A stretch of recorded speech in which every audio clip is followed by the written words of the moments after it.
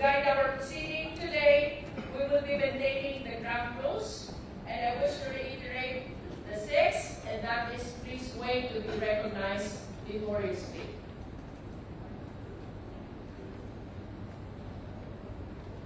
To begin with, we recognize the endorsers of the Masa et al. Impeachment complaint, the Honorable Ino, the Honorable Ko, and the Honorable Ilago, for the manifestation of their position with regards to its sufficiency in substance. You may proceed. Maraming salamat, Madam Chair. Sufficient in substance po ang impeachment complaint ni complainant Isa Masa et al. Na aming inendorso. Ayon sa ating rules, ang requirement ng sufficiency in substance ay ganito. Pag-usahin po ang rules. The requirement of substance is met if there is a recital of facts constituting the offense charged and determinative of the jurisdiction of the committee. Isa-isahin po natin ang mga elemento na yan at ipapakita na kompleto po ang complaint and therefore dapat na aprubahan ang complaint na ito batay sa sufficiency in substance. Una po, the offense charged. Sa complaint po, malinaw ang offense. Ito po ay betrayal of public trust na isa sa mga malinaw na batayan sa konstitusyon para sa impeachment. At ito ay betrayal of public trust ni Pangulo Ferdinand Bongbong Marcos Jr., impeachable official.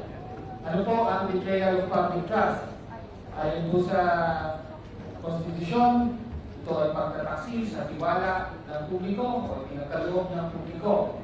Ayon sa konstitusyon, public offices and public trust, public officers and employees must at all times be accountable to the people, serve them with utmost responsibility, integrity, loyalty, and efficiency, act with patriotism and justice, and lead modest lives. Ilinaw pa po ng Korte Suprema sa Gonzales versus Office of the President of the Philippines. Sabi niya rito, betrayal of public trust refers to acts which are just short of being criminal but constitute gross faithlessness against public trust, tyrannical abuse of power, inexcusable negligence of duty, favoritism, and gross exercise of discretionary powers. So nakita po natin ang betrayal of public trust, hindi lang criminal act, kung hindi, sabi rito, gross exercise of discretionary power, o di kaya inexcusable negligence of duty. So pwedeng may ginawa, pwedeng may hindi ginawa na maaaring maging betrayal of public trust. Okay, so ayan po ang grounds, malinaw na saad sa complaint. Ang kailangan na lang po yung recital of facts na siyang batayan ng betrayal of public trust. At malinaw na kompleto rin po ito sa recital of facts constituting betrayal of public trust by President Ferdinand Bongbong Marcos Jr. Sa complaint po, may tatlong bahagi, tatlong parte na pinagbabatayan ng betrayal of public trust. Doon po tayo sa una. Ang una po ay itinatag, pinaitulutan at pinatupad ni Pangulong Bongbong Marcos Jr. ang isang opisyal na patakaran ng allocables at non-allocables sa pagbubuo ng DPWH budget. At ito ang naging batayan at bahagi ng isang buong sistema ng sentralisadong korupsyon na nagresulta sa tinatawag natin ngayong flood control, corruption, scandal. Ano po ang patakaran ito po? Ang patakaran ito ay nakasaad sa opisyal na dokumento o publikasyon ng DPWH nilabas ng Office of the Secretary noong July 2022 sa pinakasimula ng Bongbong Marcos Jr. Presidency. Ang titulo po ng dokumento ay ang High-Level Budget Allocation Formula, the Baseline Balanced Managed or BBM Parametric Formula adopted in 2023 National Expenditure Program Net Preparation. Ito po ang buong titulo niyan. At ang pinaka-importante po para sa diskusyon natin, kasama po o tinatakda po ng patakaran ito na ang priorities of the leaders of the national government and the legislature ang isa sa magiging batayan ng pagbubuo ng NEP. So malinaw po, mga individual na prioridad ng mga leaders of the national government and the legislature. So, tinutukoy po niyan, walang iba kundi ang mga pinakamataas na opisyal ng ehekutibo at ng legislatura. Fact. Recitation of fact. Okay. Sa pang-recitation of fact, ayon sa testimonya ni dating Yusek Bernardo ng DPWH sa Senado, sinabi niya na ang mga leaders na ito ay siyang naging mga proponent at dumaan sa proseso ng bidding ang mga proyekto na naipasok sa NEP at naprubahan sa GAA at pinagbatayan ito ng mga kickback o di kaya tinatawag ng commitment, actually mga advance. Ayon sa kanya, na kahit hindi pa naaprubahan, ang GAA ay binibigay na sa mga opisyal na tinatawag na proponent. So, yan po ang unang set ng mga facts na ating na nakapaloob sa complaint at pinagbabatayan ng betrayal of public trust. Nakabatay po ito sa opisyal na dokumento ng DPWH at sa public testimony, published testimony ng whistleblower na si Yusek Bernardo sa mga proceedings sa Senado. Ang pangalawang bahagi po ng recitation of facts natin ay kaugnay sa unprogrammed appropriations. Inabuso ni Pangulong Marcos ang kanyang discretion sa pagpapatupad ng unprogrammed appropriations sa 2025 General Appropriations Act. Ang unang abuso, sabi sa Section 35, Chapter 5, Book 5, Book 6 ng Administrative Code.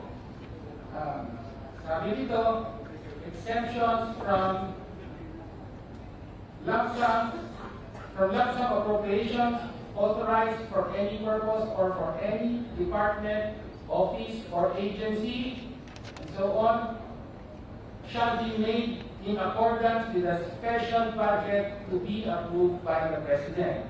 So that is a fact. Sabi, ang lump sum appropriations, kasama po ang unprogrammed appropriations, ay magagamit lamang sa approval ng Presidente.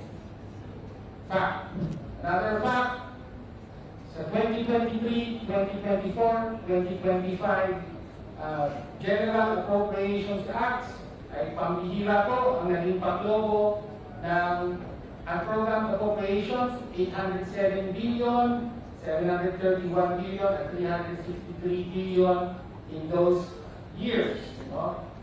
Sa pang-fact, inamin po ng Pangulo ang kanyang discretion para aprubahan at i-release ang pondo para sa 205 13 billion pesos na halaga ng mga karagdagang proyekto ng DPWH. Kabilang dito ang 111 billion para sa flood control na sinabi na sa testimonya ni Yusek Bernardo ay lahat sangkot sa kickback at corruption. That's another fact. Another fact ay yung pagpondo ng unprogrammed appropriations. Nakasaad po sa Special Provision 1D ng 2025 General Appropriations Act para sa unprogrammed appropriations na maaaring gamitin ang mga unused reserve funds ng mga government corporations. Inanunsyo ng Department of Finance na gagamitin nila ang pondo, particular ang excess reserve funds di umano ng PhilHealth para sa infrastructure projects. Tahasan na ba po ito sa PhilHealth Law at sa Syntax Law na nagsasabi na ang pondo ng PhilHealth ay para sa kalusugan lamang at hindi maaaring gamitin sa ibang mga kadahilanan. That's a fact. Naglabas po ang desisyon ang Korte Suprema. Ang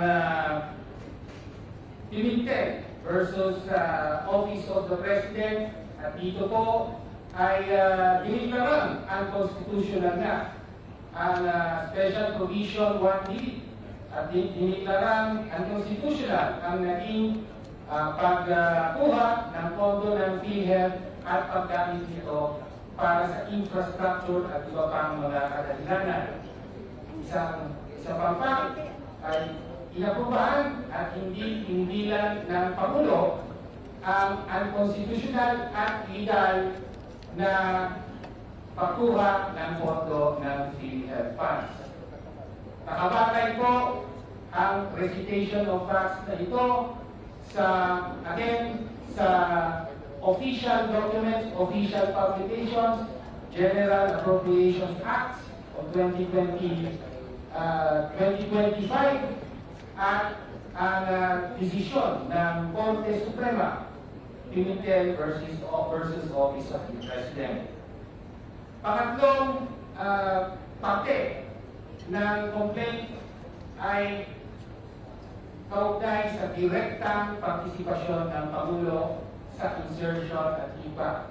Ayon sa testimonya ng dalawa, isang Zaldico at isang Yusek Bernardo, no? Pareho nag-corroborate po ang kanilang testimonya at sinasabi nila na direktang inutos ni Pangulong Marcos ang insertion ng at least 100 billion pesos na proyekto sa DPWH budget para sa 2025 at ayon kay Yusek Bernardo sa kanyang testimonya ay nakatanggap ng at least 8 billion pesos na pinag-deliver ng Pangulo at siya mismo ang nag-deliver ng 8 billion pesos na kickback para sa Pangulo.